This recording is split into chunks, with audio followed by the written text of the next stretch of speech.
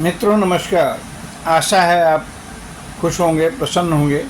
आज की कहानी लेकर प्रस्तुत हुआ हूँ बोध कथा, जिसका शीर्षक है मूर्ख पंडित। एक गांव में कई ब्राह्मण रहते थे। 4 पंडित पुत्र मित्र थे।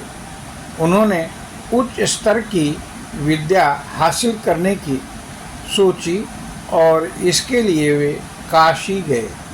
वहाँ वे वेद, उपनिषद, गीता, भागवत, व्याकरण, योग आदि में दक्षता हासिल की और उत्तीर्ण होकर घर की तरफ चल पड़े। रास्ते में दोराहा पड़ा। अब एक ने कहा कि किस मार्ग पर चलें, तो दूसरे ने पुस्तक खोली। उसमें लिखा था, महाजनों जेन गतः सह पंथः।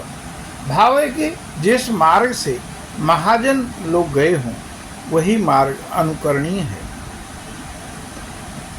उसी समय गांव के महाजन यानी बनिए की मृत्यु हो गई। अतः महाजन लोग श्मशान जा रहे थे। वे भी उसी मार्ग का अनुसरण किए और श्मशान पहुंच गए। वहाँ एक गधा मिला। दूसरे पंडित ने पुस्तक देखा। लिखा था, उत्सवे व्यसनम प्राप्त दुर्भिक्षे शत्रु संकटे राजद्वारे श्मशाने च जह तिष्ठति सह बांधवः।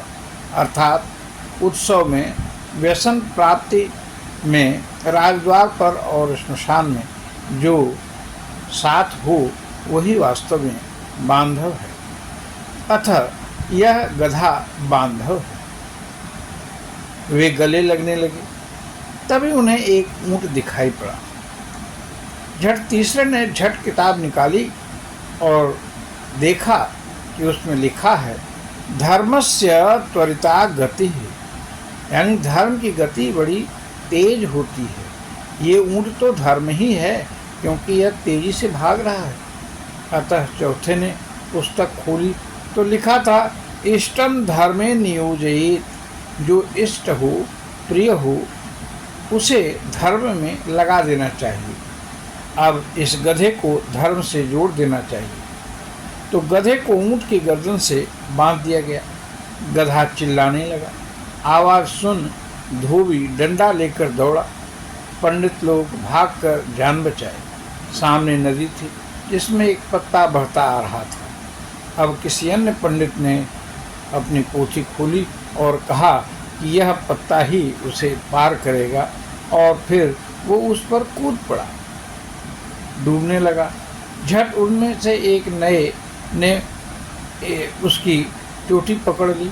बोला, अर्ध तजहि बुध सर्वस्व जाता। ऐसा शास्त्रों ने कहा है कि जब सब कुछ जा रहा हो तो विद्वान लोग आधा छोड़ देते हैं।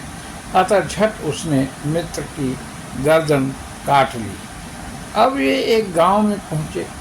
गांव वालों ने तीनों की आवभगत की। एक ब्राह्मण को किसान ने सेवई परसी। बोला, दीर्घ सूत्री विनश्यति। अब पंडित ने जब यह श्लोक पढ़ा कि दीर्घ सूत्री विनश्यति, और तुरंत उठ गया, भूखा ही रह गया।